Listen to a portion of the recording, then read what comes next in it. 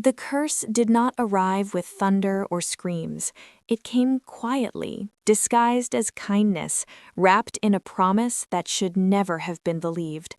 Ilara remembered that night with painful clarity, the silver moon hanging low in the sky, the scent of jasmine drifting through the open window, and the strange old woman who had smiled too gently while holding her trembling hands. Ilara had been desperate then, desperate to save her dying mother, desperate enough to accept help from someone no one else could see. "Every wish has a price," the woman had whispered, her voice soft like falling ash. Ilara agreed before she understood what that meant. By sunrise, her mother breathed again, but Ilara's life shattered. From that day forward, she was cursed to be forgotten by anyone who tried to love her. Friends would speak to her one moment and stare through her the next, memories dissolving like mist. Strangers felt uneasy around her without knowing why. Mirrors reflected her face, but never her warmth. The curse was clever, cruel, and precise. It did not isolate her from the world, it erased her from hearts. Years passed in lonely repetition.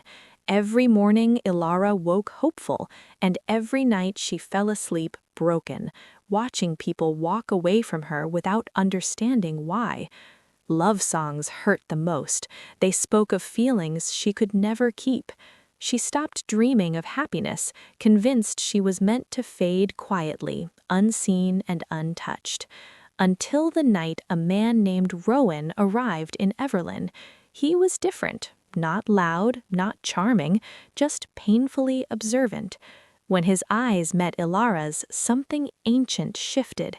He didn't look confused, he didn't forget her name, he didn't turn away.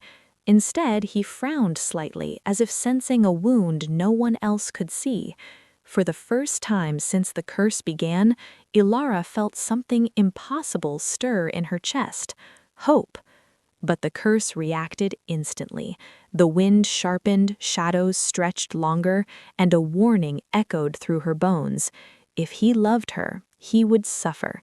And if she let herself love him back, the curse would demand a price far greater than loneliness. Rowan did not understand why everyone else seemed blind to Ilara's loneliness, but he felt it the moment he stood beside her in the quiet bookstore on the edge of Everlyn. While others brushed past her without apology or pause, Rowan noticed the way her fingers trembled when she reached for a book, the way she hesitated before speaking, as if expecting to be ignored. When he spoke her name aloud, Ilara froze. People never remembered it long enough to say it twice. Yet Rowan said it again, carefully, like a promise. That night, Ilara warned him to stay away. She told him she was dangerous, broken, cursed. Rowan smiled softly, not in disbelief, but in quiet acceptance. "Then I'll be careful," he said, as if curses were storms and love was shelter. But the curse did not like him. Lights flickered when he drew close to her. Doors creaked open without touch. Dreams invaded Ilara's sleep, visions of Rowan bleeding, calling her name, fading from her memory the way everyone else had. Each day he remembered her less, and each night he fought it harder, writing her name on his hand, carving it into his thoughts, refusing to let go. Ilara watched in agony as the curse tightened its grip, punishing Rowan for caring. Still, he returned, bruised, exhausted, determined. And in those stolen moments between sunrise and forgetting, Rowan looked at Ilara not as a cursed girl, but as a woman worth losing everything for. That was when Ilara realized the truth she had feared most. The curse was not waiting to be broken, it was waiting to see how much love could survive pain. By the third week of knowing Rowan, Ilara realized the curse was evolving. It was no longer satisfied with making her invisible, it wanted to break him. Rowan began losing time, entire conversations erased from his memory like pages torn from a book. Some mornings he looked at Alara with confusion instead of recognition, and she would force a smile while her heart shattered silently. Still, something deeper than memory pulled him back. He found himself standing outside her door without knowing why, drawn by a feeling he could not explain. Alara tried to push him away, her voice trembling as she begged him to leave Everlyn before the curse destroyed him completely. But Rowan confessed something that made her breath catch. He felt safest when he was with her, even when he didn't remember her face. The curse responded with cruelty. One night, shadows twisted around Alara's home, whispering truths she had tried to forget. The old woman returned in her dreams, reminding her of the bargain. True love would not be erased, it would be tested until only sacrifice remained. To save Rowan, Alara would have to surrender the one thing the curse could not steal, her own heart. If she chose him, she would lose him forever. If she walked away, the curse would loosen its grip, but leave her alone for eternity. As dawn approached, Alara made a decision that tore her soul in two. She would protect Rowan by breaking her own heart. And as she stepped back into the world that never saw her, she did not notice Rowan standing in the distance, clutching the notebook where he had written the same sentence again and again. "I don't know her name, but I love her." Alara disappeared from Rowan's life the way the curse had always intended, without explanation, without closure, leaving behind only an ache he could not name. She stopped visiting the bookstore, avoided the streets he walked, and erased herself so completely that even the town's silence seemed louder in her absence. Rowan felt the loss immediately. Something essential was missing from his days, a warmth he could no longer reach. The curse loosened its hold on him, just as the old woman had promised, but freedom felt like emptiness. Meanwhile, Alara suffered alone. The curse no longer punished her with forgetting, it punished her with memory. She remembered every smile Rowan had given her, every moment he had chosen her despite the pain. Nights became unbearable, haunted by the knowledge that he was saved only because she was gone. But destiny was not finished with them. On the eve of Everlyn's winter festival, when ancient magic stirred beneath the town, Rowan followed a pull he could not resist. Through falling snow and flickering lanterns, he found Alara standing at the edge of the forest, tears freezing on her lashes. When their eyes met, the curse screamed. The ground trembled, shadows surged. The old woman appeared once more, revealing the final truth. The curse could only be broken if love was chosen despite knowing the cost. Memory, safety, even life itself would be demanded in return. Rowan stepped forward without hesitation. He did not need to remember Alara to choose her. He only needed to feel.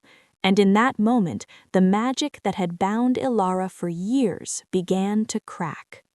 The night the curse demanded its final payment, the world seemed to hold its breath.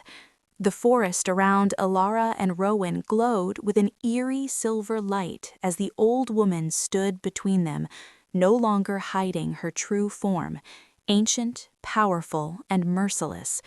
She spoke of balance, of magic that must be paid for in equal measure, and declared that one of them would be lost forever if the curse was broken. Alara fell to her knees, begging the magic to take her instead, her voice cracking as she confessed that loving Rowan had been the only true life she had ever known.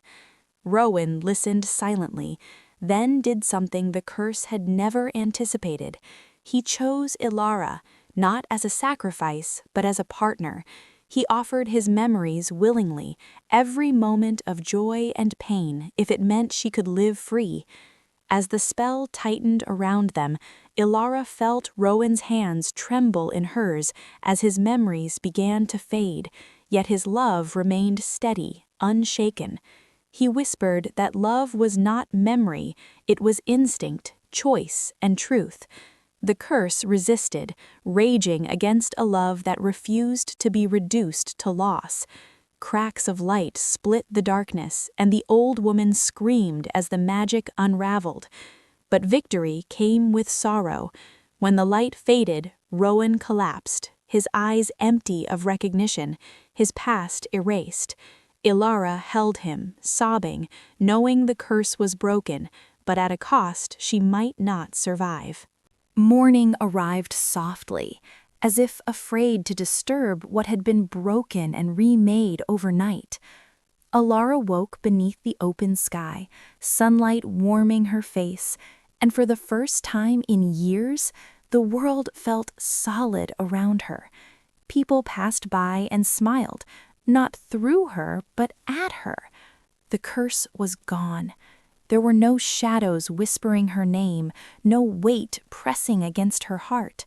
But freedom tasted bittersweet as she turned and saw Rowan sitting nearby, staring at the horizon with unfamiliar eyes.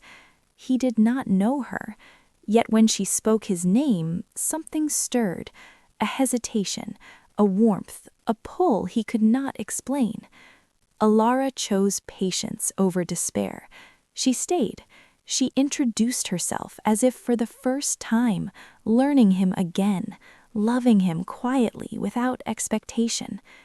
Days turned into weeks, and slowly something beautiful grew between them, not built on memory, but on choice. Rowan fell in love with Ilara twice, once before the curse and once after it was gone. On a golden evening beneath the same stars that had once watched her suffer, Rowan took her hand and said he did not know why, but his heart had always known her. Ilara smiled through tears, realizing that true love had not just broken the curse, it had redefined it. She was never meant to be forgotten, she was meant to be chosen.